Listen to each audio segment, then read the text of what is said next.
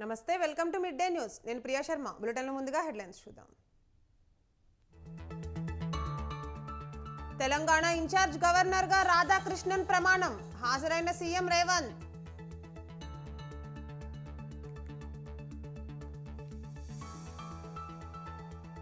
తెలంగాణ కాంగ్రెస్లోకి కొనసాగుతున్న వలసలు. హస్తం కండువా కప్పుకున్న మహబూబ్ నగర్ జడ్పీ చైర్పర్సన్.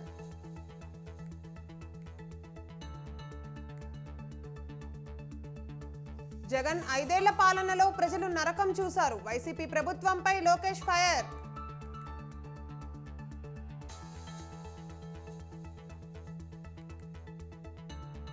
ఎల్లుండి బీజేపీ కేంద్ర ఎన్నికల కమిటీ భేటీ. 3వ జాబితా అభ్యర్థుల ఎంపికపై చర్చ.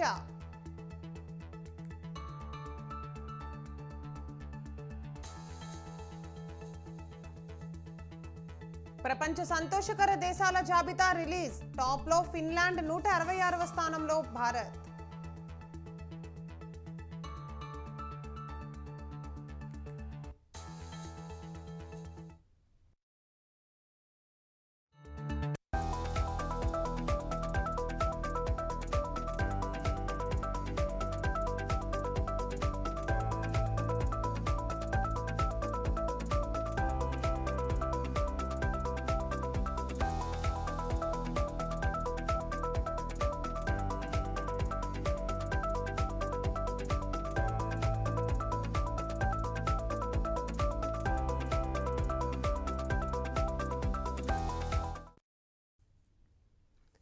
రైట్ బ్రేకింగ్ న్యూస్ చూస్తున్నాం. ఢిల్లీ లిక్కర్ స్కామ్ కేసులో అభిషేక్ బోయినపల్లికి మధ్యంతర బెయిల్ మంజూరు చేసింది సుప్రీంకోర్టు. అనారోగ్యంతో ఉన్న భార్యకు చికిత్స చేయించేందుకై బెయిల్ ఇవ్వాలని అభిషేక్ పిటిషన్ దాఖలు చేశారు. ఈ పిటిషన్పై విచారించిన సుప్రీంకోర్టు అభిషేక్కు 5 వారాల బెయిల్ మంజూరు చేసింది. తదుపరి విచారణ ఏప్రిల్ 29కి వాయిదా వేసింది.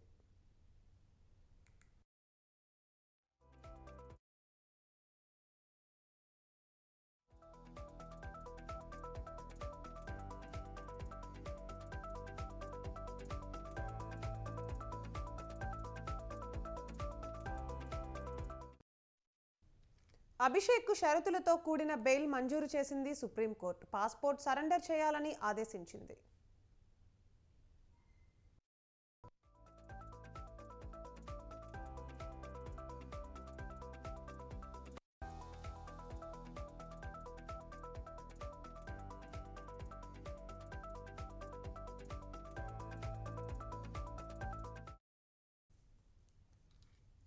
రైట్ బ్రేకింగ్ న్యూస్ చూస్తున్నాం. ఢిల్లీ లిక్కర్ స్కామ్ కేసులో అభిషేక్ బోయినపల్లికి మధ్యంతర బెయిల్ మంజూరు చేసింది సుప్రీంకోర్టు. అనారోగ్యంతో ఉన్న భార్యకు చికిత్స చేయించేందుకై బెయిల్ ఇవ్వాలని అభిషేక్ పిటిషన్ దాఖలు చేశారు. ఈ పిటిషన్పై విచారించిన సుప్రీంకోర్టు అభిషేక్కు 5 వారాల బెయిల్ మంజూరు చేసింది. తదుపరి విచారణ ఏప్రిల్ 29కి వాయిదా వేసింది.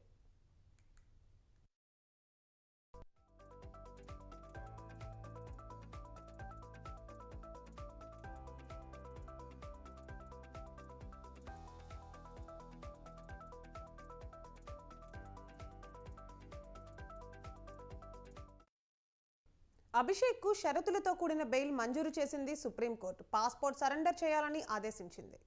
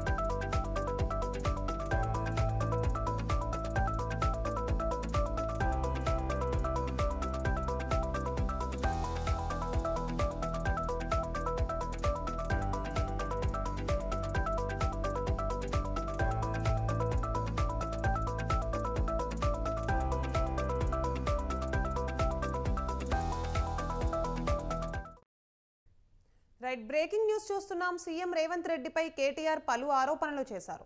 రైతులంటే ఎందుకంత చిన్న చూపు అంటూ ట్విట్టర్ వేదికగా ప్రశ్నించారు. నిన్న పంటలు ఎండుతున్నా పట్టించుకోలేదని, నేడు వండగడ్లు ముంచెత్తినా కన్నెత్తి చూడడం లేదన్నారు. ఢిల్లీ పెద్దల చుట్టూ ప్రదక్షిణలు తప్ప గల్లీలో రైతుల కన్నీళ్లు కనిపించవా, అన్నదాత ఆర్తనాదాలు వినిపించవా అంటూ నిలదీశారు. ఎన్నికల గోల తప్ప రైతులపై కనికరం లేదా అని అన్నారు కేటీఆర్. ప్రజా పాలన అంటే 24/7 రాజకీయాలేనా, పార్టీ ఫిరాయింపులపై ఉన్న దృష్టి పంట నష్టంపై లేదా అని కేటీఆర్ ప్రశ్నించారు. పాడైన పంటలను పరిశీలించే తీరిక లేదా అంటూ రేవంత్ రెడ్డిని నిలదీశారు.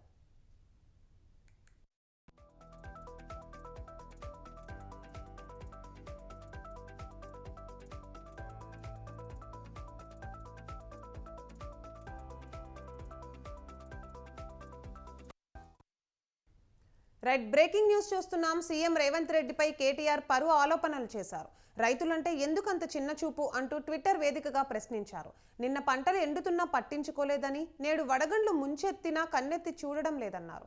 ఢిల్లీ పెద్దల చుట్టూ ప్రదక్షిణలు తప్ప గల్లీలో రైతుల కన్నీళ్లు కనిపించవా, అన్నదాత ఆర్తనాదాలు వినిపించవా అంటూ నిలదీశారు.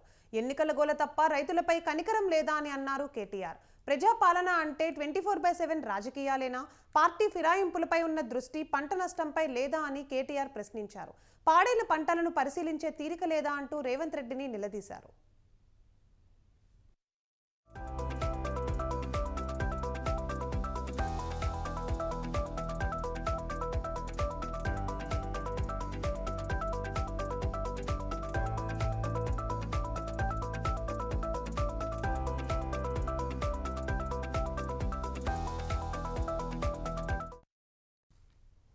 రైట్, బ్రేకింగ్ న్యూస్ చూస్తున్నాం. బీఆర్ఎస్ పార్టీకి వరుస షాకులు తగులుతున్నాయి.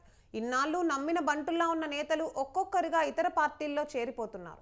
ఎన్నికలు సమీపిస్తున్న వేళ ఇది పార్టీకి సంకటంలా మారింది. తాజాగా మహబూబ్ నగర్ బీఆర్ఎస్ కు మరో షాక్ తగిలింది.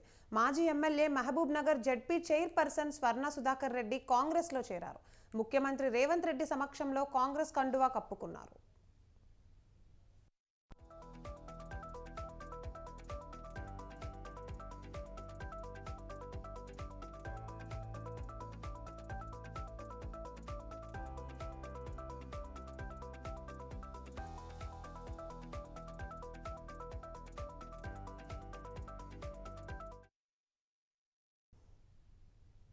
ఇక పార్లమెంట్ ఎన్నికల వేళ బీఆర్ఎస్ కు వరుస షాకులు తగులుతూ ఉండడంతో పార్టీ అభ్యర్థులు బరిలో దిగేందుకు వెనుకాడుతున్నట్లు తెలుస్తోంది. ఓవైపు పక్కచూపులు చూస్తూ నేతలంతా జంప్ అవుతుండడంతో గులాబీ శిబిరం ఖాళీ అవుతోంది. ఇలాంటి పరిణామాల మధ్య ఎమ్మెల్సీ కవిత అరెస్టుతో పెనం మీద నుంచి పొయ్యిలో పడ్డట్టయింది బీఆర్ఎస్ పరిస్థితి. దీంతో లోక్సభ అభ్యర్థులు పోటీ చేసేందుకు జంకుతున్నారట. దీనికి తోడు ఎమ్మెల్యేలు కూడా ఫిరాయించడంతో గెలుపు కష్టసాధ్యమన్న టెన్షన్లో పడ్డట్టు సమాచారం.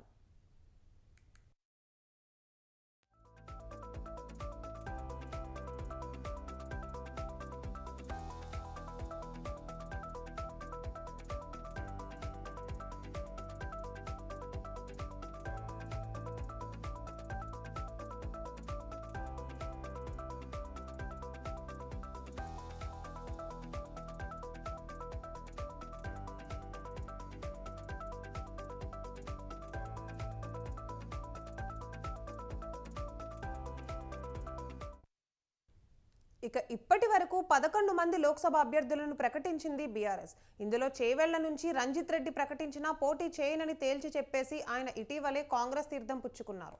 కరీంనగర్ నుంచి మాజీ ఎంపీ వినోద్ కుమార్ మాత్రం ప్రచారంలో దూకుడు పెంచారు. మరో 6 స్థానాలకు అభ్యర్థులను ప్రకటించాల్సి ఉంది బీఆర్ఎస్.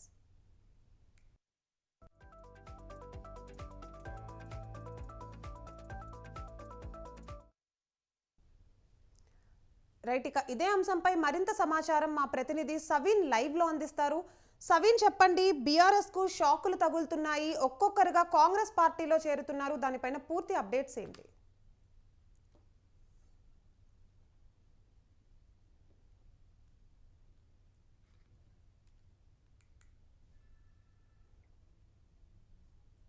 బీఆర్ఎస్ పార్టీకి సంబంధించి అనేక మంది సిట్టింగ్ ఎంపీలు పార్టీ మారి కాంగ్రెస్ బీజేపీలో చేరిన పరిస్థితి నెలకొని ఉంది.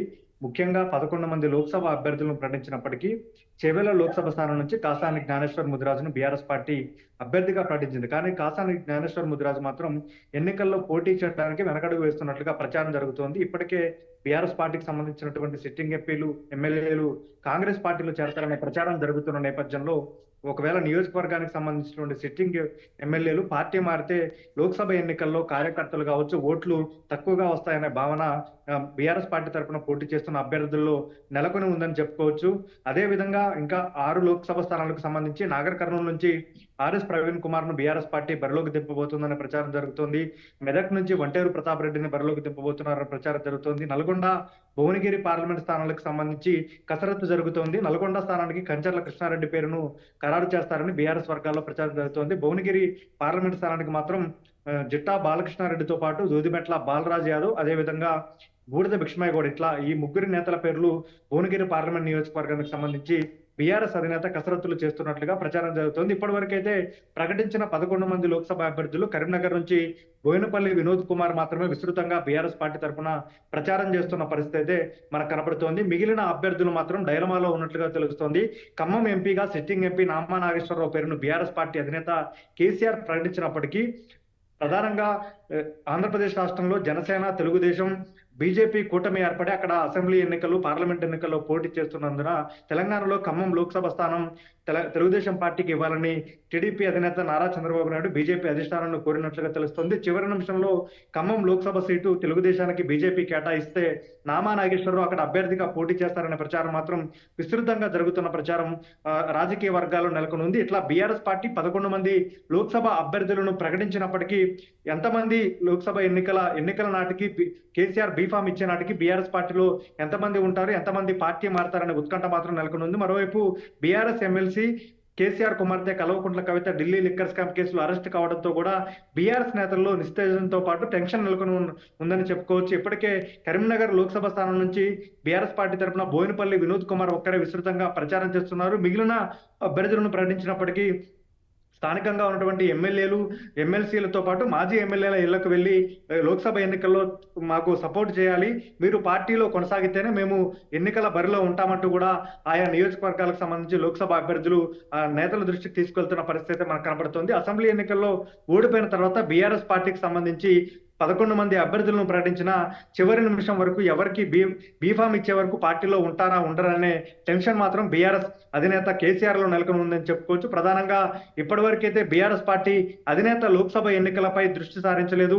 ఒకవైపు కవిత అరెస్ట్ అవడంతో పాటు మరోవైపు పార్టీలో నెలకొన్న నిస్తేజం, మరోవైపు పార్టీ ఉన్నటువంటి సిట్టింగ్ ఎమ్మెల్యేలు పార్టీ మారుతున్న నేపథ్యంలో వారిని కాపాడుకునే ప్రయత్నంలో బీఆర్ఎస్ పార్టీ అధిష్టానం ఉందని చెప్పుకోవచ్చు.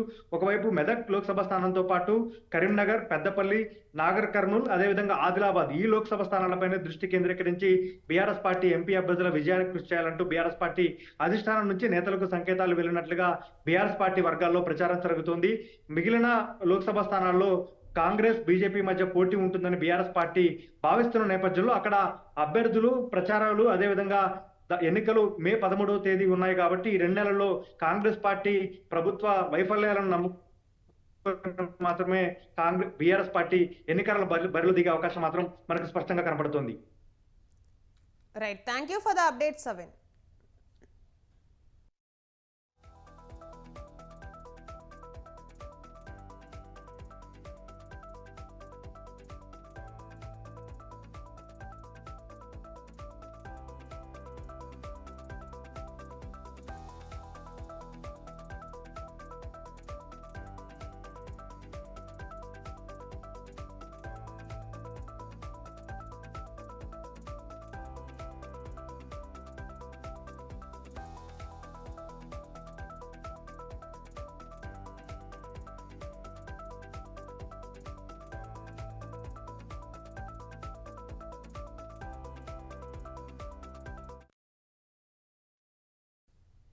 ఇక తెలంగాణ గవర్నర్గా సిపి రాధాకృష్ణన్ ప్రమాణ స్వీకారం చేశారు. రాజ్భవన్లో రాష్ట్ర హైకోర్టు ప్రధాన న్యాయమూర్తి జస్టిస్ అలోక్ ఆరాధే ఆయనతో ప్రమాణం చేయించారు.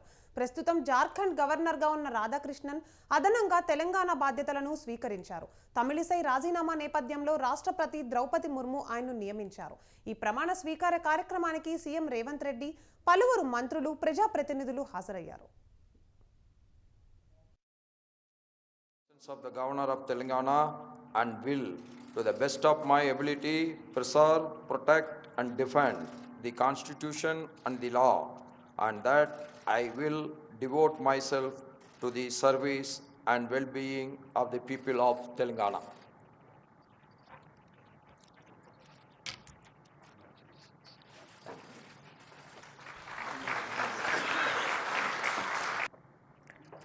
Now I request the Honorable Chief Justice of High Court for the State of Telangana to administer the oath of office to the Honorable Governor.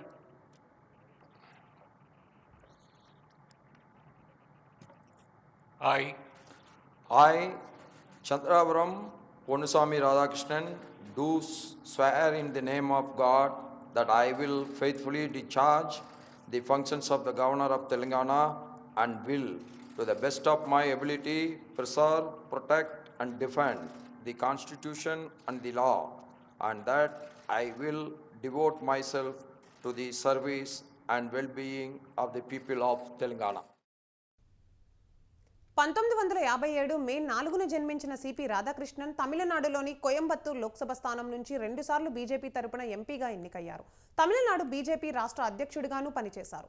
2016 నుంచి 2019 వరకు all India coir board chairman గా సేవలను అందించారు. Tamil Nadu BJP senior నాయకుల్లో ఒకరిగా గుర్తింపు పొందారు. The Honorable Chief Justice of High Court for the State of Telangana to administer the oath of office to the Honorable Governor.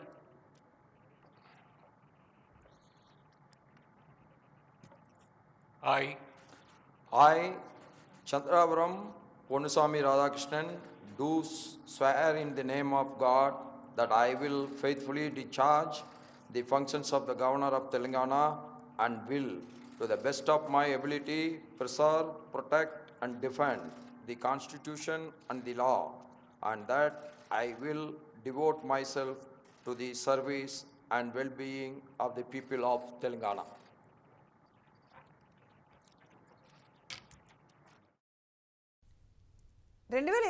ఫిబ్రవరి 18 నుంచి జార్ఖండ్ గవర్నర్గా బాధ్యతలు నిర్వహిస్తున్నారు.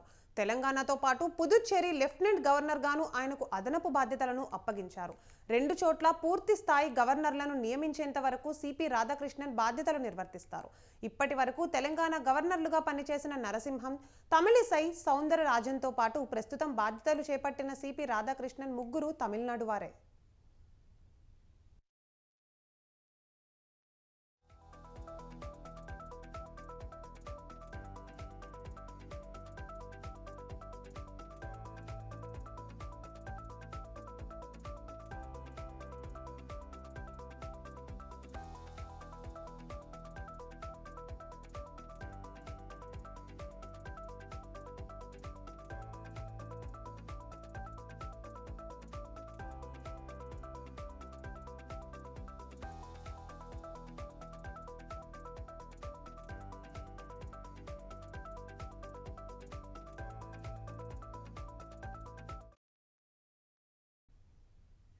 ఇక లోక్సభ అభ్యర్థుల ఎంపికపై కాంగ్రెస్ కసరత్తు పూర్తి చేసింది. తెలంగాణ కాంగ్రెస్ ఎంపీ అభ్యర్థుల రెండో జాబితా ఖరారైంది.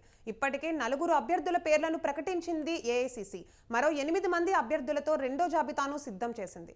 ఏ క్షణమైనా తెలంగాణ కాంగ్రెస్ ఎంపీ అభ్యర్థుల రెండో జాబితా రిలీజ్ కానుంది. సెకండ్ లిస్ట్లో హైదరాబాద్ ఎంపీ అభ్యర్థి షెహనాజ్, సికింద్రాబాద్ నుంచి దానం నాగేందర్, చేవెళ్ల నుంచి రంజిత్ రెడ్డి, మల్కాజ్గిరి నుంచి సునీతా మహేందర్ రెడ్డి పేర్లు కన్ఫర్మ్ అయ్యాయి.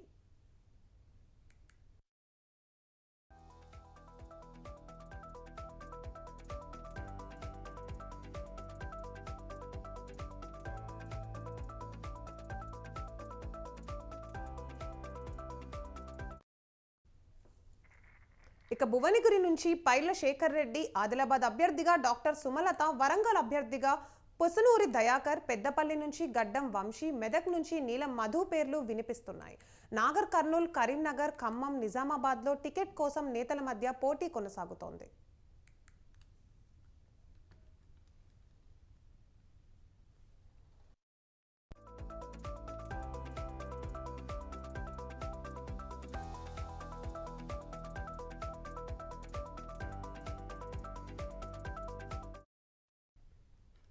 ఏఐసిసి అధ్యక్షుడు మల్లికార్జున్ ఖర్గే అధ్యక్షతన జరిగిన కాంగ్రెస్ సెంట్రల్ ఎలక్షన్ కమిటీ సమావేశానికి ఏఐసిసి అగ్రనేతలు Sonia Gandhi, KC Venugopal, CM Revanth Reddy, deputy CM Bhatti Vikramarka హాజరయ్యారు.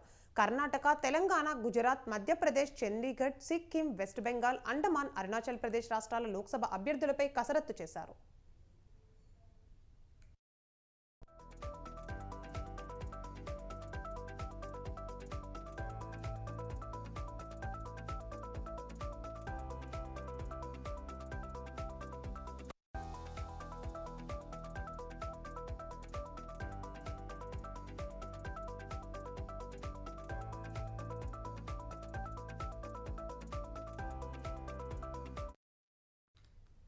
ఇక ఇప్పటి వరకు 2 జాబితాల్లో 82 లోక్సభ స్థానాలను అభ్యర్థులను కాంగ్రెస్ ప్రకటించింది. తెలంగాణలో 17 లోక్సభ స్థానాల్లో 4 ఎంపీ స్థానాలకు అభ్యర్థులను ప్రకటించింది. 13 పార్లమెంటు స్థానాలపై సమావేశంలో చర్చించారు. సిఈసి సమావేశంలో తెలంగాణలో దాదాపు 8 స్థానాలపై ఏకాభిప్రాయం వచ్చింది. ఇవాళ లేదా రేపు అభ్యర్థులను ప్రకటించే అవకాశం ఉంది.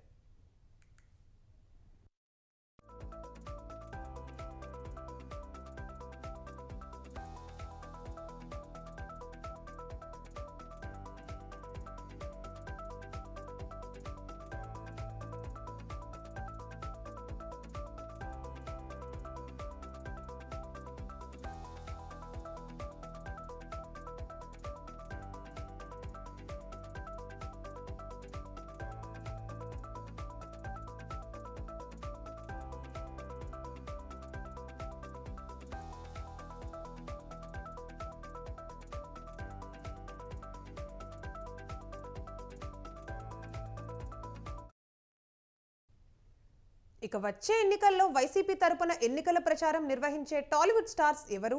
టీడీపీ జనసేనకు ఉన్న సినీ గ్లామర్ వైసీపీకి ఉందా? గత ఎన్నికల్లో వైసీపీ తరపున ప్రచారం చేసిన సినీ ప్రముఖులు ఈసారి వైసీపీకి మద్దతు పలుకుతారా? అసలు వైసీపీలో సినీ ప్రముఖులు ఎవరెవరు ఉన్నారు?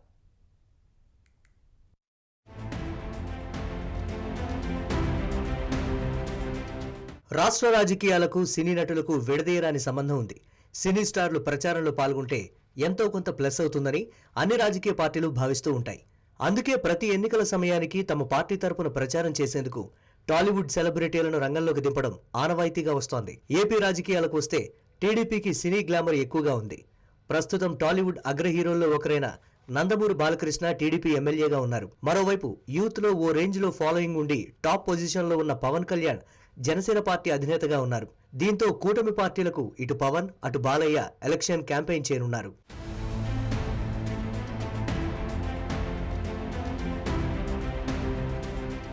అయితే టీడీపీ జనసేన కూటమితో పోలిస్తే సినీ గ్లామర్ విషయంలో వైసీపీ వెనుకబడిందనే అభిప్రాయాలు వినిపిస్తున్నాయి. రాజకీయాల్లోకి రాకముందు హీరోయిన్ గా రాణించిన రోజా ప్రస్తుతం వైసీపీలో ఫైర్ బ్రాండ్ గా ఉన్నారు. ఆమె 2 సార్లు ఎమ్మెల్యేగా ఎన్నికయ్యారు.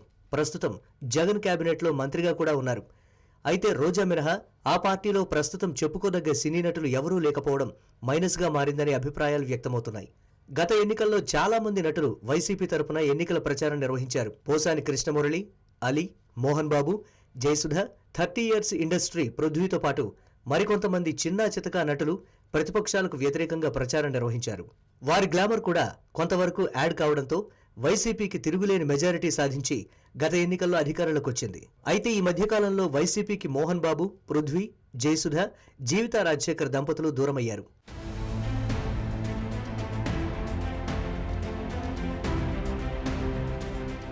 వచ్చే సార్వత్రిక ఎన్నికలకు మరో నెలన్నర మాత్రమే సమయం ఉంది.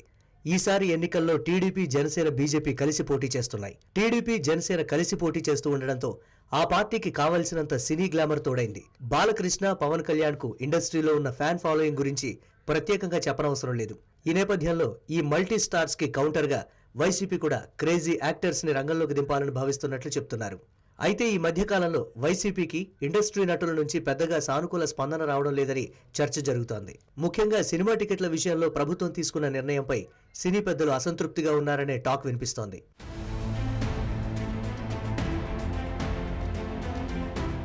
అయితే ఎన్నికలు దగ్గర పడుతున్న వేళ సినీ పరిశ్రమకు చెందిన వారిని మళ్లీ దగ్గరకు తీయాలని వైసీపీ భావిస్తోందట. గత ఎన్నికల ముందు యాత్ర పేరుతో వైఎస్ఆర్ పై తీసిన సినిమా కూడా వైసీపీకి కలిసి వచ్చింది. దీంతో యాత్ర 2 పేరుతో జగన్ కు అనుకూలంగా మరో సినిమాను తెరపైకి తెచ్చారు. దర్శకుడు రామ్ గోపాల్ వర్మ వ్యూహం, శబదం పేరుతో 2 సినిమాలు తీశారు. వచ్చే ఎన్నికల్లో వర్మ వైసీపీ తరపున ఎన్నికల ప్రచారం నిర్వహించే అవకాశం ఉంది. మరోవైపు కమెడియన్ అలీ గత ఎన్నికల్లో వైసీపీ తరపున ఎన్నికల ప్రచారం నిర్వహించారు. ఈసారి కూడా ఆయన వైసీపీకి ప్రచారం చేయనున్నారు. అయితే టీడీపీ, జనసేనతో పోలిస్తే వైసీపీకి సినీ గ్లామర్ తక్కువనే అభిప్రాయాలున్నాయి. మరి ఈసారి ఎన్నికల్లో వైసీపీ తరపున ఎంతమంది సినీ తారలు ప్రచారం చేస్తారు? ఆ పార్టీకి సినీ గ్లామర్ ఎంతవరకు కలిసి వస్తుందో వేచి చూడాలి.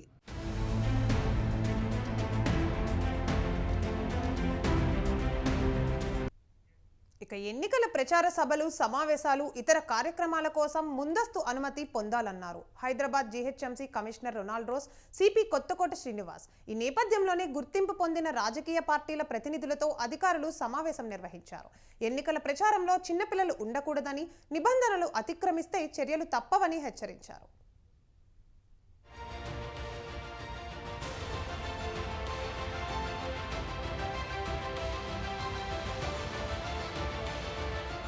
పార్లమెంట్ ఎన్నికల్లో ఓటింగ్ శాతం పెరిగేలా రాజకీయ పార్టీల తరపున కృషి చేయాలన్నారు జీహెచ్ఎంసీ కమిషనర్ రొనాల్డ్ రోస్. అదేవిధంగా ఎన్నికలు ప్రశాంతంగా జరిగేందుకు సహకరించాలని కోరారు. కేంద్ర ఎన్నికల సంఘం లోక్సభ ఎన్నికల షెడ్యూల్ ప్రకటించిన నేపథ్యంలో జిల్లాలో ఎన్నికల ప్రవర్తన నియమావళి అమల్లోకి వచ్చిందన్నారు. రాజకీయ పార్టీలకు, నాయకులకు, అభ్యర్థులకు ఎన్నికల ప్రచార సభలు, సమావేశాలు నిర్వహించుకునేందుకు సింగిల్ విండో సిస్టమ్ ద్వారా అనుమతులు ఇస్తామన్నారు. అయితే కనీసం 48 గంటల ముందు సువిధ పోర్టల్ ద్వారా దరఖాస్తు చేసుకోవాలని సూచించారు. ముందు ఎవరు దరఖాస్తు చేసుకుంటే వారికి అనుమతి ఉంటుందని, మాన్యువల్ గా అనుమతులు ఇవ్వమని చెప్పారు. రాత్రి 10 గంటల నుంచి ఉదయం 6 గంటల వరకు లౌడ్ స్పీకర్లు వినియోగించడానికి వీల్లేదన్నారు. మతం, కులం, ప్రాంతీయ అంశాలను ప్రస్తావిస్తూ విద్వేషాలు చెలరేగేలా వ్యాఖ్యలు చేయడం నిషేధమన్నారు. ఓటర్లను ప్రలోభాలకు గురి చేయడం, బెదిరింపులకు పాల్పడడం, తప్పుడు ప్రచారాలు చేయడంపై చట్ట ప్రకారం చర్యలు తీసుకుంటామని కమిషనర్ స్పష్టం చేశారు.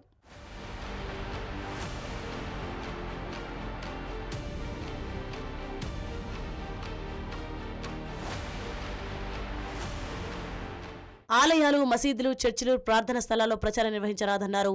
ఎన్నికల ప్రవర్తన నియమావళి ఉల్లంఘనపై వచ్చే ఫిర్యాదులను పరిష్కరించేందుకు జిల్లాలో ఎంసీసీ సర్వేలెన్స్, ఫ్లయింగ్ స్క్వాడ్ బృందాలు, వీడియో సర్వేలెన్స్ బృందాలు, ఎంసీ కమిటీ, ఇతర కమిటీలను ఏర్పాటు చేశామన్నారు. ఎన్నికల ప్రవర్తన నియమావళిపై ఫిర్యాదులను 1950 toll free number C vigil app ద్వారా చేయవచ్చని సూచించారు. ఇవి 24 గంటల పాటు పనిచేస్తాయని చెప్పారు. ఎన్నికల షెడ్యూల్ వెలువడినందున రాజకీయ పార్టీలకు సంబంధించిన వాల్ రైటింగ్, ఫ్లెక్సీలు, హోర్డింగ్లు తొలగించేందుకు చర్యలు తీసుకున్నట్లు తెలిపారు. కరపత్రాలు, ఫ్లెక్సీలు, బ్యానర్లు ముద్రించే సమయంలో ప్రింటింగ్ ప్రెస్ ఫోన్ నెంబర్, అదేవిధంగా పబ్లిషర్ పేరు, ఎన్ని ప్రతులు ప్రింట్ చేశారో అట్టి కరపత్రంలో ముద్రించాలన్నారు. లేని పక్షంలో ప్రింటింగ్ ప్రెస్పై చర్యలు తీసుకుంటామని హెచ్చరించారు. ఈ అంశాన్ని అన్ని ప్రింటింగ్ ప్రెస్ యజమానులు పాటించాల్సి ఉంటుందన్నారు కమిషనర్.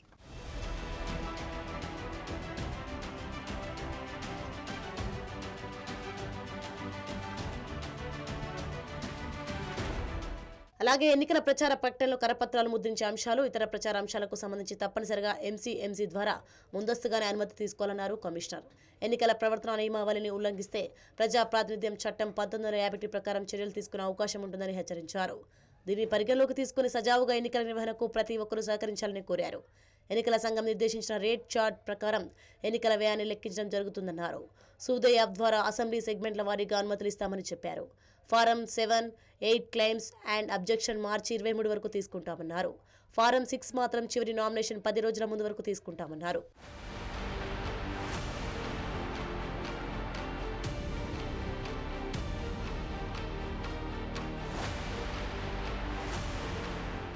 కుల మతాల ప్రాతిపదికన ఓట్లు అడగరాదన్నారు. రెచ్చగొట్టే విధంగా మాట్లాడరాదన్నారు. వ్యక్తిగత దూషణలు, అనుచిత వ్యాఖ్యలు చేయడం, ఓటర్లను తప్పుదోవ పట్టించే విధంగా సమాచారం ఇవ్వడం, వ్యవహరించడం, మహిళల గౌరవానికి భంగం కలిగించే విధంగా మాట్లాడడం, గురుద్వారా, మసీదులు, చర్చిలు, దేవాలయాల ఎన్నికల ప్రచారానికి వినియోగించుకోవడం, ఓటర్లను ప్రలోభాలకు గురి చేయడం తదితరాలను మోడల్ కోడ్ ఆఫ్ కండక్ట్ ఉల్లంఘనంగా పరిగణించడం జరుగుతుందన్నారు హైదరాబాద్ సిపి కొత్తకోట శ్రీనివాస్. ఎన్నికల ప్రచార కార్యక్రమంలో ప్రభుత్వ వాహనాలు వాడరాదని, ఓటర్లను తరలించరాదని తెలిపారు. పోలింగ్ కేంద్రానికి 200 మీటర్ల లోపు పొలిటికల్ పార్టీల బూత్లు ఉండరాదని చెప్పారు. లైసెన్స్, వెపన్స్ ఉంటే డిపాజిట్ చేయాలని సూచించారు.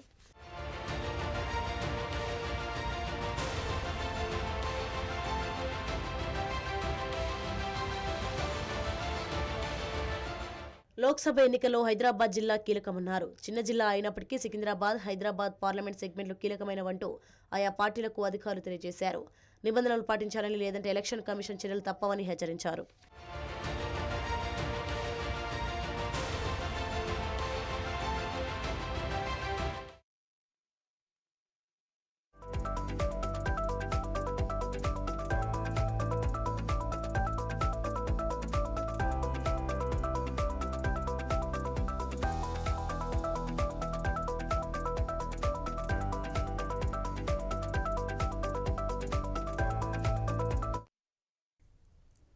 రైట్ బ్రేకింగ్ న్యూస్ చూస్తున్నాం. టీడీపీ జాతీయ ప్రధాన కార్యదర్శి నారా లోకేష్ కాన్వాయ్ను పోలీసులు తనిఖీ చేశారు. ఉండవల్లి కరకట్ట వద్ద నారా లోకేష్ కాన్వాయ్ ఆపి తనిఖీ చేశారు పోలీసులు. కోడ్ అమలులో భాగంగా తనిఖీ చేస్తున్నామని లోకేష్కి చెప్పారు. కాన్వాయ్లో ఉన్న కార్లన్నిటినీ తనిఖీ చేసిన పోలీసులు కాన్వాయ్లో కోడ్కు విరుద్ధంగా ఏమీ లేదని నిర్ధారించారు. తాడేపల్లిలోని అపార్ట్మెంట్ వాసులతో ముఖాముఖి కార్యక్రమానికి వెళుతుండగా పోలీసులు తనిఖీలు చేపట్టారు.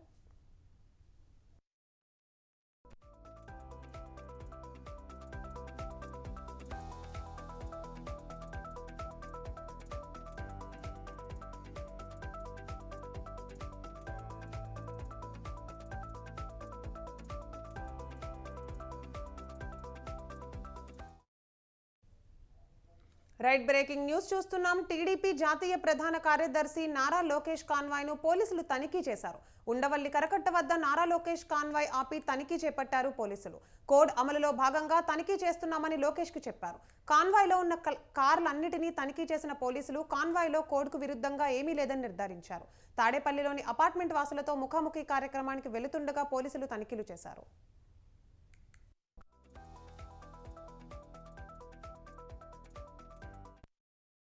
ఫోన్ ట్యాపింగ్ కేసులో మాజీ డీఎస్పీ ప్రణీత్రావు లీలలు ఒక్కొక్కటిగా బయటకొస్తున్నాయి. ఈ కేసును విచారిస్తున్న స్పెషల్ టీంకు దిమ్మ తిరిగే నిజాలు తెలుస్తున్నాయి. వందల కొద్దీ రాజకీయ ప్రముఖుల ఫోన్లను ట్యాప్ చేసిన ప్రణీత్రావు వాటి ఆధారాలను చెరిపివేసినట్లు పోలీసులు గుర్తించారు. సరిగ్గా ఎన్నికల ఫలితాలు వెలువడయ్యే రోజు ట్యాపింగ్ డేటా ఉన్న హార్డ్ డిస్క్లను ధ్వంసం చేసినట్లు విచారణలో తేలింది. అయితే ఈ వ్యవహారంలో బీఆర్ఎస్ కీలక నేత ఓ మీడియా సంస్థ యజమాని ఉన్నారనే వార్తలు రావడం సంచలనంగా మారింది.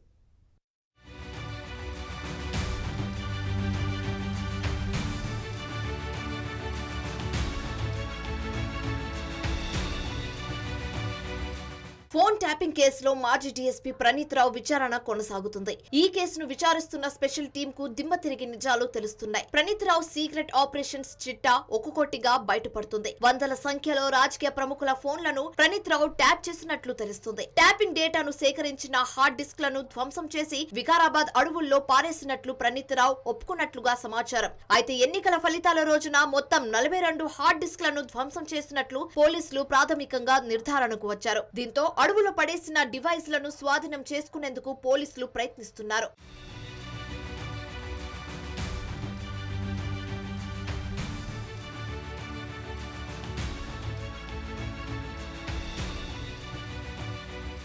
మరోవైపు ప్రమోషన్ ఆశ చూపించి కింద స్థాయి సిబ్బందితో ప్రణీత్రావు ఈ ట్యాపింగ్ వ్యవహారం అంతా నడిపించినట్లు తెలుస్తుంది. సర్వీస్ ప్రొవైడర్ల అనుమతి లేకుండానే ప్రైవేట్ వ్యక్తుల ఫోన్లను ట్యాపింగ్ చేసినట్లుగా గుర్తించారు. అంతేకాదు బీఆర్ఎస్ ముఖ్య నేత ఆదేశాలతో ఈ ట్యాపింగ్ వ్యవహారం నడిపించారనే వార్తలు వినిపిస్తున్నాయి. ఓ మీడియా సంస్థ యజమాని ఇచ్చిన 100 ఫోన్ నంబర్లు ట్యాప్ చేసినట్లు పోలీసులు అనుమానిస్తున్నారు. మరోవైపు ట్యాపింగ్ కోసం హైదరాబాద్ తో పాటు వరంగల్, సిరిసిల్లాలో సర్వర్లతో వార్ రూమ్లు ఏర్పాటు చేసుకుని 50 మంది సిబ్బందితో 100 ఫోన్లు ట్యాప్ చేసినట్లుగా పోలీస్ విచారణలో బయటకొచ్చింది. మీడియా సంస్థ యజమాని వద్ద కూడా సర్వీసును ఏర్పాటు చేసినట్లుగా పోలీసులు ప్రాథమికంగా గుర్తించారు.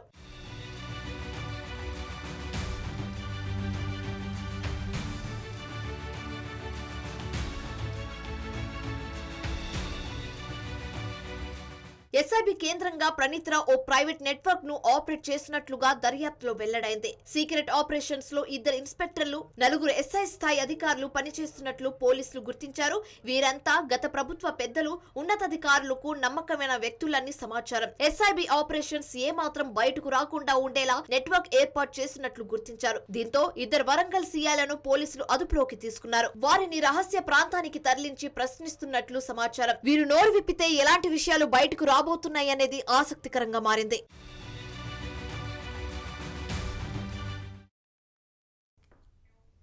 హైదరాబాద్కు వరద ప్రధానిగా ఉన్న మూసీ నేడు ఎందుకు మురికి నదిగా మారింది? నాడు భాగ్యనగరం దాహం తీర్చిన నది నేడు ఎందుకు విషతుల్యంగా మారింది? మూసీ నది పరివాహక ప్రాంతాల ప్రజలు ఎదుర్కొంటున్న సమస్యలు ఏంటి? ఆ సమస్యలకు పరిష్కారం ఏది? మూసీ నది పూర్తి స్థాయి ప్రక్షాళనపై అసలు నిపుణులు ఏమంటున్నారు? Watch the story.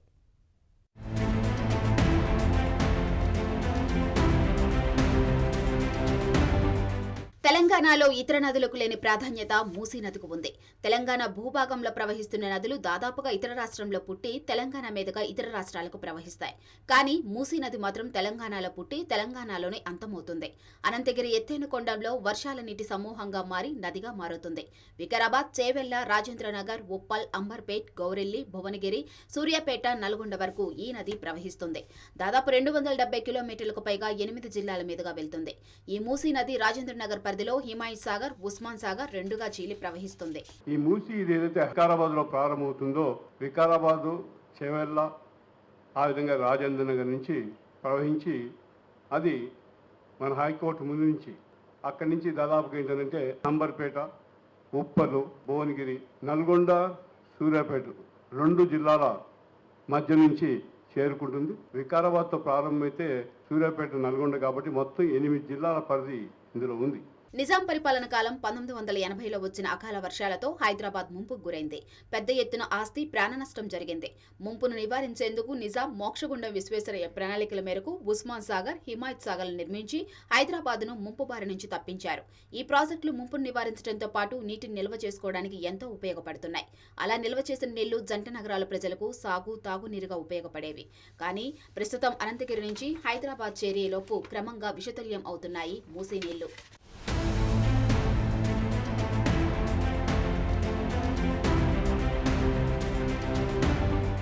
అంతేకాక హైదరాబాద్ నుంచి దిగువకు నది ప్రవహించే కొద్దీ మూసీ నదిలో నీటి కాలుష్యం అంతకంతకు పెరిగిపోతుంది. దీనికి ప్రధాన కారణం నగరం వేగంగా విస్తరించడం, నదీ పరివాహక ప్రాంతంలో ఎక్కువగా కాలుష్యం వెదజల్లే పరిశ్రమలు పెరిగిపోవడం, వాటి నుంచి వెలువడే వ్యర్థాలు భూమిలోకి వెళ్లడం, నగర ప్రజలు ఉపయోగించే నీరు డ్రైనేజీ నాలాల ద్వారా మూసీ నదిలోకి చేరుతుంది. దీంతో మూసీ నదిలో ఒకప్పుడు నదీ ప్రవాహం ఉంటే ప్రస్తుతం మురుగునీటి జీవన నదిగా మారింది. మూసీ నది సుమారు అర్ధ శతాబ్దం నుంచి కాలుష్యంతో సహజీవనం చేస్తుంది. మూసీ నది కొందరికి బతుకు తెరువుని ఇస్తే మరికొంతమందికి శాపంగా మారుతుంది. మూసీ పరివాహక ప్రాంతం ప్రజలకు వ్యవసాయానికి నీరుగా, పశువులకు గ్రాసంగా ఉపయోగపడుతున్నప్పటికీ మరోవైపు ఇబ్బందులు ఎదుర్కొనే వారి సంఖ్య అదే రీతిలో ఉంది. కొందరికి చర్మ సమస్యలు, పశువుల పాలు, పండించిన పంటల్లో నాణ్యత లోపించడం, ఆరోగ్య సమస్యలు రావటం, వాయు కాలుష్యం, భూగర్భ జలాలు కలుషితం సమస్యలుగా మారుతున్నాయి. దాదాపుగా 180 గ్రామాలు, 1,00,000 ఎకరాలకు పరివాహకంగా మూసీ నది ప్రవహిస్తుంది. ఈ రోజు ఈ మూసీ నది ఏదైతే శుద్ధీకరణ అని గతంలో ప్రభుత్వాలు రాజశేఖర రెడ్డి దమనం నుంచి మొదలు పెట్టుకొని ఏదో తూతు మంత్రంగా చేసుకొని ప్రతి ప్రభుత్వం వచ్చినప్పుడు ఒక గిఫ్ట్ రూపంలో ఎంఐఎంకి ఇచ్చేసి వాళ్ళకు ఏదో మీరు రాసుకోండి రాబోయే బిల్లు రాసుకోండి, మాకు డబ్బులు పంపించేసేయండి, శుద్ధీకరణ అయిపోయింది, రబ్బర్ డ్యామ్ పేరు మీద, దాని పేరు మీద, దీని పేరు మీద దండుకోవటం తప్ప పేదవాళ్ళకు కానీ సిటీ ప్రజలకు కానీ ఏ మాత్రం దానికి ఏది బెనిఫిట్ కాకుండా నడుస్తుంది. నగర అభివృద్ధి వేగవంతమయ్యే కొద్దీ నదీ పరివాహక ప్రాంతాలు ఆక్రమణలకు గురవుతూనే ఉంది. అందుకే వర్షాకాలంలో జంట నగరాల్లో వర్షాకాలం ప్రాణ నష్టం, ఆస్తి నష్టం సంభవిస్తూనే ఉన్నాయి. మరోవైపు మురికినీటి ప్రవాహంతో దోమల బెడ తీవ్రంగా ఉండటమే కాక దుర్వాసన, పశువులకు గర్భస్రావాలు జరుగుతున్నాయి. పశుపోషణ గడ్డి, పశువులను శుభ్రం చేసేందుకు మూసీ నదిలోకి దిగేవారు ఆముదం పూసుకొని నీళ్లలో అడుగుపెట్టే పరిస్థితి అంటే నీళ్లు ఎంత కాలుష్యంగా ఉన్నాయో, ప్రజలు ఎంత ఇబ్బందులు ఎదుర్కొంటున్నారో స్పష్టమవుతుంది. దీంతో పాటు వ్యర్థ రసాయనాల వల్ల నదిలి ఆనుకొని ఉన్న ఇండ్లలో ఇనుము త్వరగా తుప్పు పట్టడం, ఇండ్లలోని ప్రజలు శ్వాస సంబంధిత రోగాల బారిన పడడం ఆందోళన కలిగిస్తుంది. మేము స్వయంగా అడిగా మత్స్యకార్మికుల్ని, మీరు చెరలో దిగుతారు కదా, దిగిన తర్వాత మీ పరిస్థితి ఏమిటంటే ఇంటికి వచ్చి దురద, విపరీతమైనటువంటి దురదే కాదు, ఈ వెంట్రుకలను నూసిపోతున్నాయి. మీరు ఒకసారి సర్వే చేయండి. అందుకే మా డిమాండ్లో మీరు హెల్త్ సర్వే చేయమని చెప్పని జిల్లా కలెక్టర్ గారిని కోరాం, డిఎంఎడిసిని కోరాం. హెల్త్ సర్వేనే కాదు, ఇది స్పెషల్ జోన్గా ప్రకటించాలి. మూసి నీళ్లు వాడుకోవడమే కాదు, ఆ వాసన పీల్స్తేనే ఇబ్బంది ఉంది. 70 కిలోమీటర్ల పరిధిలో మూసి భూగర్భ జలాలు మొత్తం విషంగా మారినాయి. 40 మీటర్ల లోతులో తవ్వినా కూడా ఔషధాల ఆనవాళ్ళు కనబడుతున్నాయి. మూసిలో అనేక రకాల కెమికల్స్ కలుస్తున్నాయి. జీడి మెట్ల నుంచి, పటాన్చెరు నుంచి, నాచారం నుంచి ఇదే కాదు, మాకు ఆ పోచంపల్లి, చౌటుపల అంత ఇలా పైపులేసి వదులుతా ఉన్నారు. మూసీ అధ్యయన వేదిక ఆధ్వర్యంలో మూసీ కాలుష్య సమస్యలపై రాష్ట్ర సదస్సు నిర్వహించారు. ప్రభుత్వాలు మూసీ ప్రక్షాళన విషయంలో చిత్తశుద్ధితో వ్యవహరించడం లేదని 2017లో ఎంఆర్డీసీఎల్ కమిటీ ఏర్పాటు చేసి ఏటా 300 కోట్ల రూపాయలు కేటాయిస్తున్నా ఎక్కడ వేసిన గొంగలి అక్కడే అన్నట్లు 7 ఏళ్ల నుంచి అలాగే ఉంది. కాంగ్రెస్ ఎన్నికల హామీల్లో మూసీ సుందరీకరణ చేపడతామని హామీ ఇవ్వడంతో పాటు అధికారంలోకి వచ్చిన వెంటనే 1000 కోట్ల రూపాయలు కేటాయించారు. అయితే నిపుణుల అంచనాల ప్రకారం ఇప్పటి ధరలతో మూసీ ప్రక్షాళన చేయాలంటే ఇప్పటికిప్పుడు 58,000 కోట్ల రూపాయలు ఖర్చు చేయాల్సి ఉంటుందంటున్నారు. ప్రభుత్వం కేటాయించిన 1000 కోట్లు ఇంకా 60 ఏళ్లు వెచ్చించినా మూసీ ప్రక్షాళన కాదని అంటున్నారు నిపుణులు.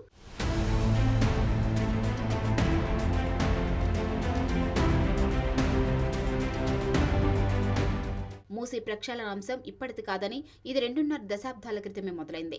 చంద్రబాబు హయాంలో నందనవన ప్రాజెక్టు పేరిట 1997లో ప్రణాళికలు పూర్తి చేసి ప్రభుత్వం ప్రత్యేక చొరవ చూపింది. అనంతరం వచ్చిన వైఎస్ ప్రభుత్వం కూడా ఆ దిశగా అడుగులు వేసింది. అనంతరం కేసీఆర్ ఇలా ఎన్ని ప్రభుత్వాలు వచ్చినా ఇంకా అలాగే మూసీ పరిస్థితి ఉందనే విమర్శలు ఉన్నాయి.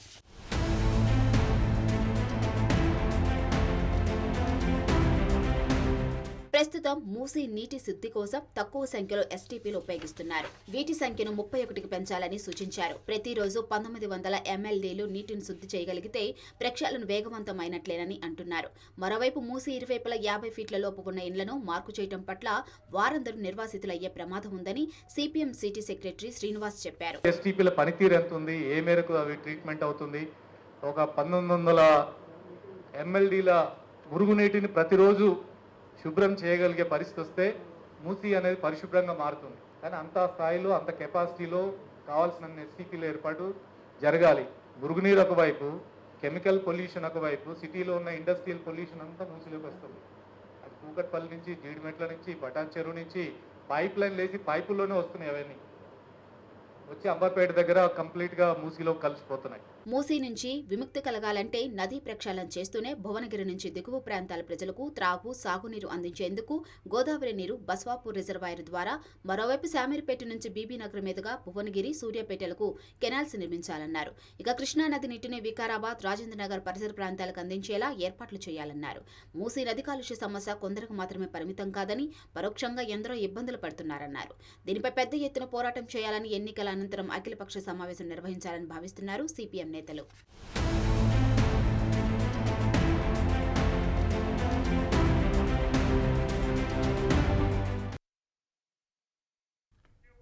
సుప్రీంకోర్టు చక్రం తిప్పడంతో ఎలక్టోరల్ బాండ్లు ఎవరెవరు ఎంత మేరకు కొనుగోలు చేశారు, ఏ రాజకీయ పార్టీలకు సొమ్ము దారాదత్తం చేశారో వివరాలు ఒక్కొక్కటిగా బయటకు వస్తున్నాయి. 15 కార్పొరేట్ సంస్థలకు చెందిన ప్రముఖులు 2 కోట్ల రూపాయల నుంచి 35 కోట్ల రూపాయల విలువైన ఎలక్టోరల్ బాండ్లు కొనుగోలు చేసి వివిధ రాజకీయ పార్టీలకు నిధులు సమకూర్చిన విషయం వెల్లడైంది.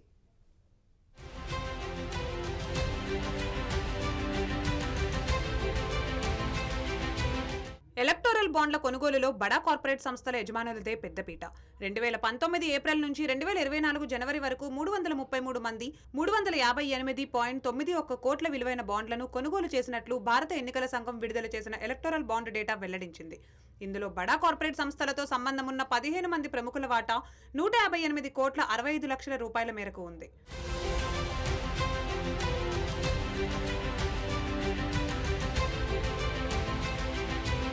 లక్ష్మీ నివాస్ మిట్టల్ 35 కోట్ల రూపాయలు.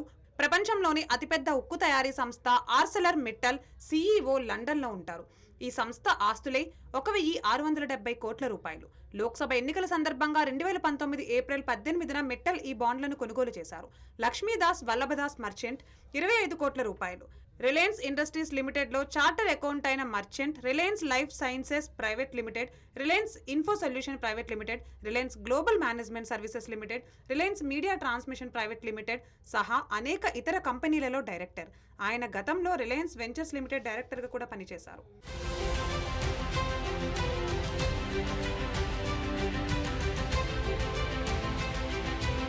రాహుల్ భాటియా 20 కోట్ల రూపాయలు. భారతదేశపు అతిపెద్ద విమానయాన సంస్థ ఇండిగో ప్రమోటర్ భాటియా 2021 ఏప్రిల్లో తన వ్యక్తిగత హోదాలో 20 కోట్ల రూపాయలు విలువైన బాండ్లను కొనుగోలు చేశారు. వీటితో పాటు మరో 3 ఇండిగో సంస్థలు inter globe aviation, inter globe air transport, inter globe real estate ventures కూడా మొత్తం 36 కోట్ల రూపాయల విలువైన బాండ్లను కొనుగోలు చేశాయి. ఇందర్ ఠాకూర్ దాస్ జయసింఘాని 14 కోట్ల రూపాయలు. వ్యాపారవేత్త జయసింఘాని విద్యుత్ తీగలు, కేబుళ్ల ప్రధాన తయారీదారు, సంస్థ Polycab group of companies chairman MD. PVC పైపుల తయారీకి ప్రసిద్ధి. 2023 ఏప్రిల్ అక్టోబర్ నెలల్లో 14 కోట్ల రూపాయల బాండ్లను కొనుగోలు చేశాడు.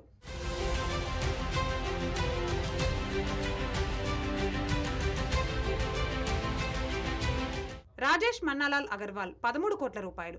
Pharmaceutical company Ajanta pharma limited యజమాని సహ వ్యవస్థాపకుడు.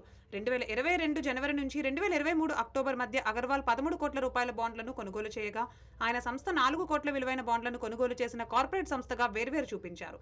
రాహుల్ జగన్నాథ్ జోషి, హర్మేష్ రాహుల్ జగన్నాథ్ జోషి 10 కోట్ల రూపాయలు. ముంబైలోని ఓం ఫైట్ గ్రూప్ కంపెనీల డైరెక్టర్లు.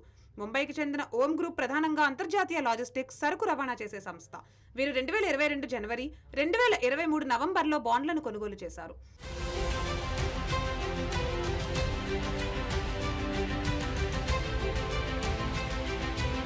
బైకోనో ఫార్మా కంపెనీకి చెందిన కరుణ్ మంజుదార్ షా 6 కోట్ల రూపాయలు.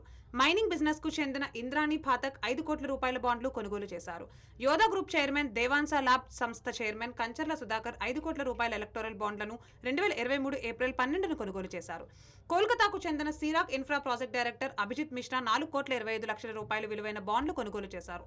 బెంగాల్కు చెందిన జేఆర్ ఆగ్రో సంస్థ జేఆర్డి రియాలిటీ సంస్థ డైరెక్టర్ సరోజిత్ కుమార్ డే 3.4 కోట్ల రూపాయల విలువైన బాండ్లు కొన్నారు. Srinath Sthapatya India limited director Prakash Balwant Mangane 3 కోట్ల విలువైన బాండ్లు, నిర్మల్ కుమార్ బత్వాల్ 2 కోట్ల బాండ్లను కొనుగోలు చేశారు.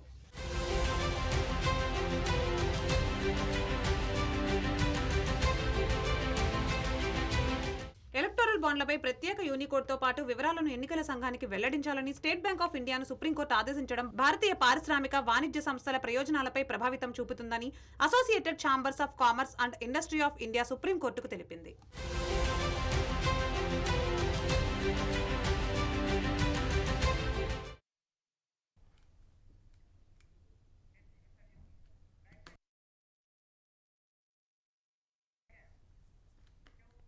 ఐపీఎల్ క్రికెట్ పండుగకు సమనం ఆసన్నమైంది. ఈ నెల 22న సీజన్ 17 ఆరంభం కానుంది. తొలి మ్యాచ్ కొరకు చెన్నై ముస్తాబైంది. గత సీజన్ విజేత చెన్నై సూపర్ కింగ్స్తో రాయల్ ఛాలెంజర్స్ బెంగళూరు ఈ మ్యాచ్లో తలపడనుంది. బీసీసీఐ ప్రకటించిన తొలి షెడ్యూల్ ప్రకారం ఈ నెల 22 నుంచి ఏప్రిల్ 9 వరకు 21 మ్యాచ్లు జరగనున్నాయి. ఇండియాతో పాటు ప్రపంచవ్యాప్తంగా ఉన్న ఐపీఎల్ అభిమానులకు ఇక పండుగే పండుగ. సిక్సర్లు, ఫోర్ల మోతతో పాటు హోరాహోరీ పోటీలకు వేదికగా నిలిచే ఈ ఐపీఎల్ సీజన్ 17 గురించి ఓ లుక్ తెద్దాం.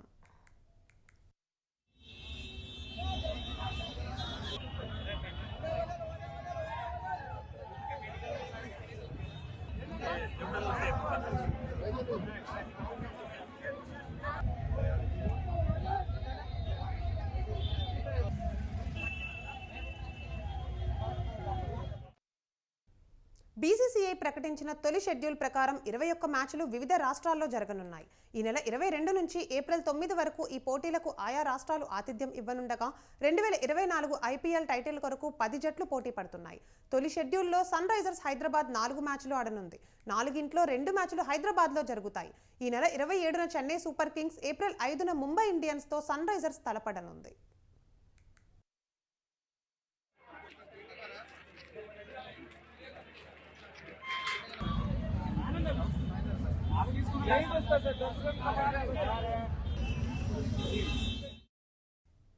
అటు శుక్రవారం ప్రారంభం కానున్న తొలి మ్యాచ్ పోటీకై Chennai Super Kings, Royal Challengers Bengaluru ఇరు జట్లు ఇప్పటికే ప్రాక్టీస్ను ముమ్మరం చేశాయి. చెన్నై చిదంబరం స్టేడియం వేదికగా ఈ మ్యాచ్ జరుగుతుంది. అభిమాన ఆటగాళ్ల సమరాన్ని ప్రత్యక్షంగా చూసేందుకు ఆయా జట్ల జెర్సీలతో ముస్తాబవుతున్నారు క్రికెట్ అభిమానులు.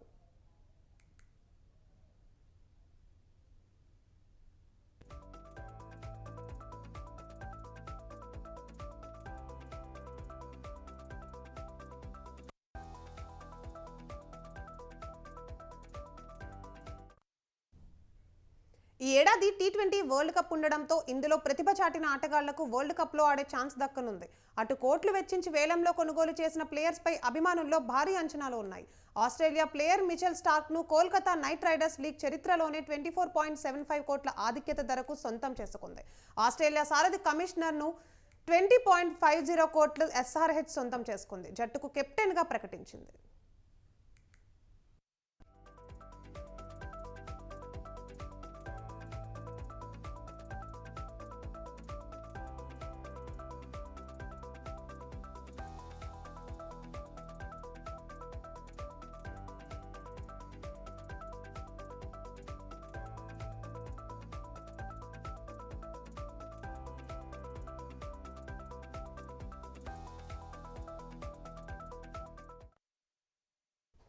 ఇక దశాబ్ద కాలంగా ముంబై ఇండియన్స్ ను కెప్టెన్సీ హోదాలో నడిపించిన రోహిత్ శర్మ ఈ ఐపీఎల్లో ప్లేయర్ గా తన సత్తా చాటనున్నాడు. రోహిత్ స్థానంలో హార్దిక్ పాండ్యా ఈసారి ముంబైకి కెప్టెన్సీగా వ్యవహరిస్తున్నాడు. ఇది పాండ్యాకు ఒక సవాలే కాగా రోడ్డు ప్రమాదం నుంచి ప్రాణాలతో బయటపడి శస్త్రచికిత్సలు చేయించుకుంటున్న రిషబ్ పంత్ ఫిట్నెస్ సాధించాడు. అతని సారథ్యంలోనే ఢిల్లీ క్యాపిటల్స్ బరిలోకి దిగుతోంది.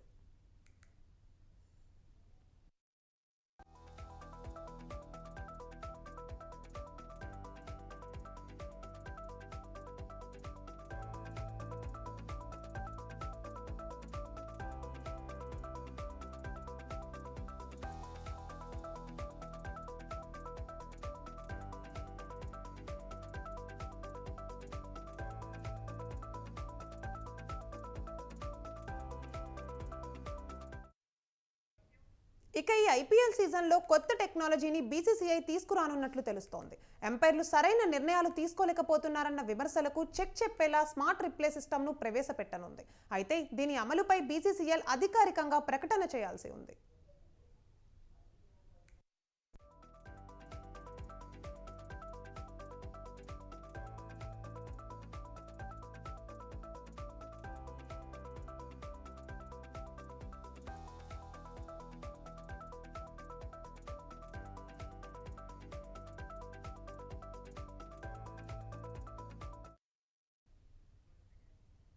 ఇక ఇవి ఇప్పటివరకు ఉన్న updates. For more updates keep watching స్వతంత్ర న్యూస్.